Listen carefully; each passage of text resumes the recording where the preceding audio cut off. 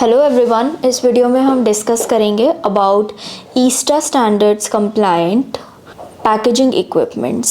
So mainly we will discuss here about the ISTA 2A series, जिसमें कुछ equipments के बारे में है जो कि सेफ़ ट्रांजिट के लिए रिकमेंड किए गए हैं.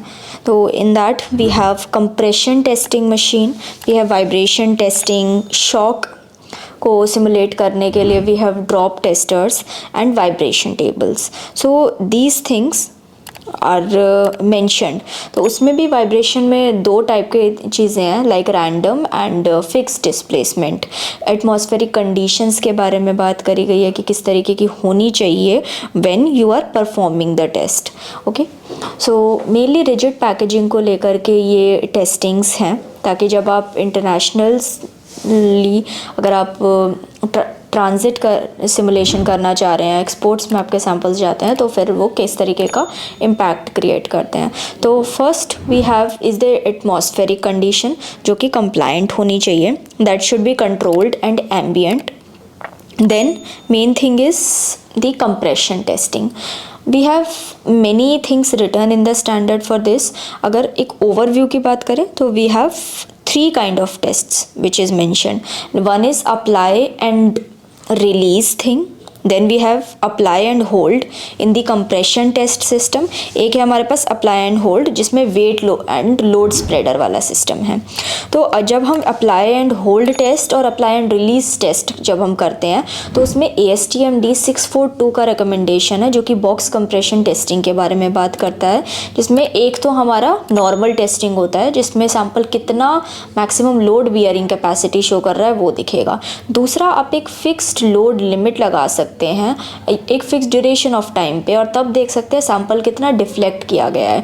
10% of the maximum height of the sample अगर वो डिफ्लेक्ट करता है उससे ज़्यादा, तो वो सैंपल ख़राब माना जाता है. तो दिस इज़ हाउ आप उसकी क्वालिटी जज कर सकते हो. Then we have the second kind of testing, जिसमें वाइब्रेशन टेस्टिंग के बारे में स्पेसिफाई किया गया है. We have fix displacement and random displacement. तो उसमें इस स्टैंडर्ड ने ASTM D999 को फॉलो किया है. उसमें भी कई सारे मेथड्स मेंशन्ड है. जब आप देखेंगे मेथड A, मेथड B, तो उनमें से एक मेथड है जिसमें मेंशन्ड है अबाउट 1 इंच डिस्प्लेसमेंट आपका होना चाहिए एंड विथ 2 to 5 हर्ट्ज़ का फ्रीक्वेंसी उसमें मांगा गया है. तो वो चीज़ ही हमें इसमें चेक करनी होती है कि 1 inch peak to peak at frequency different वो आप इसमें चेक कर सकते हो.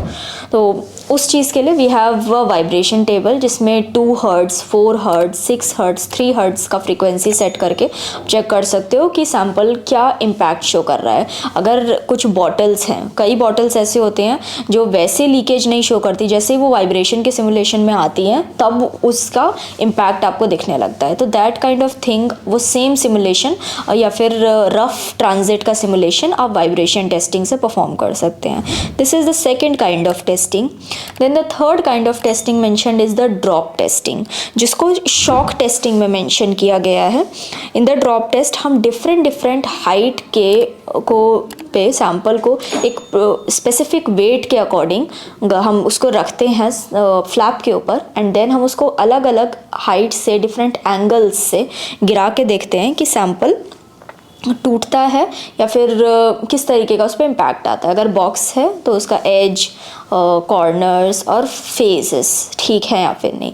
सो this is what mention in the drop test. और ड्रॉप टेस्ट के लिए स्टैंडर्ड जो मेंशन किया गया है, इट इज़ ASTM D5276, जिसमें सारी चीज़ें रेक्टेंगुलर सैम्पल्स हो गए, जो बॉक्सेस हो गए, या फिर कंटेनर्स हो गए सिलेंड्रिकल, या सैक टाइप आइटम्स होते हैं, उन सब के लिए प्रॉपरली मेंशन्ड है कि इस हाइट से आपको टेस्ट करना चाहिए. डिफरेंट साइकिल्स उसमें मेंशन्ड है कि कितनी बार एज ड्रॉप, कॉर्नर ड्रॉप, और कैसे रिम्स के अकॉर्डिंग आप लगा करके टेस्ट कर सकते हो. तो this is how the drop testing has to be performed as per ASTM and ISTA standard. ये मेन स्पेसिफिक टेस्ट है जिनके बारे में डिस्कस करना था. इसके अलावा there is also inclined impact tester, जो आप इसमें रख सकते हो, जिसमें बॉक्स को हम एक पर्टिकुलर इंक्लाइन प्लेन के पास रखते हैं एक हाइट के अकॉर्डिंग, और उसका जो स्लोप होता है वो स्लोप भी डिफाइंड होता है, वो बना ही इस तरीके से होता है, 10 डिग्री एंगल उसमें मेंशनड होता है एंड हम उसको एक पर्टिकुलर हाइट से गिरा करके देखते हैं और वो स्लोप ऊपर से वो फिसलता हुआ जाता है स्लाइडिंग वे में, और उसमें सैंपल का कुछ इम्पैक्ट आता है, ख़राब होता है या नहीं, that is something you can check with the inclined impact tester. So these were the testings mentioned in the E-STAR 2A. Thank you so much.